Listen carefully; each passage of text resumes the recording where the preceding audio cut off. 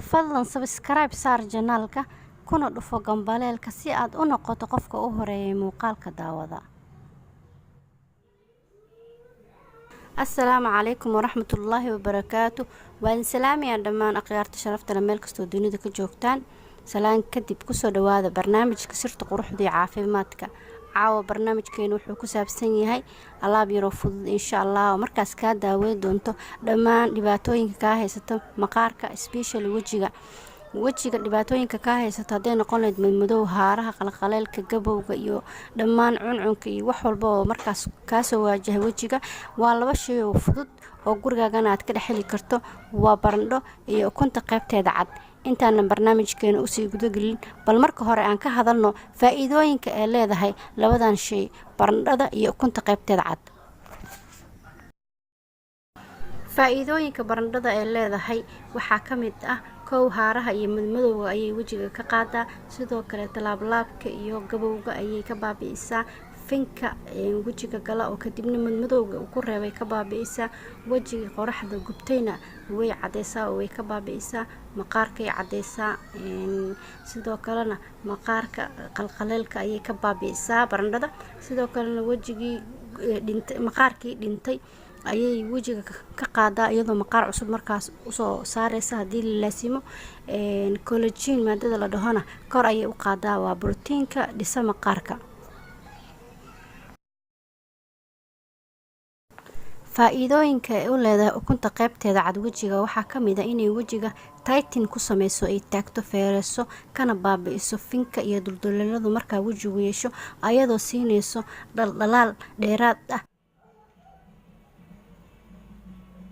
waxaan bilaabeynaa qaabkan u diyaarin lahayn alaabteena yareed. marka hore waxaan ku bilaabeynaa barandhada. waan fiiqeynaa xabad barandho ah, kadib waan jarjareynaa, kadibna waxaan ku shiideynaa geedka lagu shiido sharaabka ama kan yaro xawaarada qalqalan iyo waxa lagu shiido waan ku shiideynaa. markaan shiidno kadib waan miiri doonaa. dhacaanka ayaan kala bixi doonaa. dhacaankii waa ka iyadoo la shiiday, kadibna dhacaanka ayaan insha Allah kala bixi doonaa. dhacaanka markii aan kala baxno oo aan ka miirno, si fiican u miirno, kadib waxaan sameyneynaa dhacaankii yaraa ayaan meel ayaan dhigaynaa ilaa muddo 20 daqiiqo ama 15 daqiiqo si ay u kala degto. maxaa yeelay biyaha hore waxaan rabnaa inaan iska daadino. inta yar ee rasiinka ah ee salka ku hartay fadhido ayaan kala bixi doonaa. taas ayaan ukunta qaybteeda cad iyo intaas baa isku garaaci doonaa insha Allah. markaasna ayaan wajiga marin doonaa.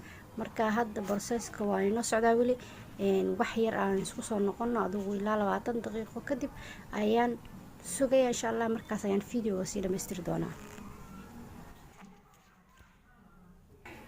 haddana waxaan diyaarinaynaa barandhadii aan diyaarsanay 20 daqiiqo sugaynay. waan kala miireynaa si tartiib ah oo deganaan ku jirto.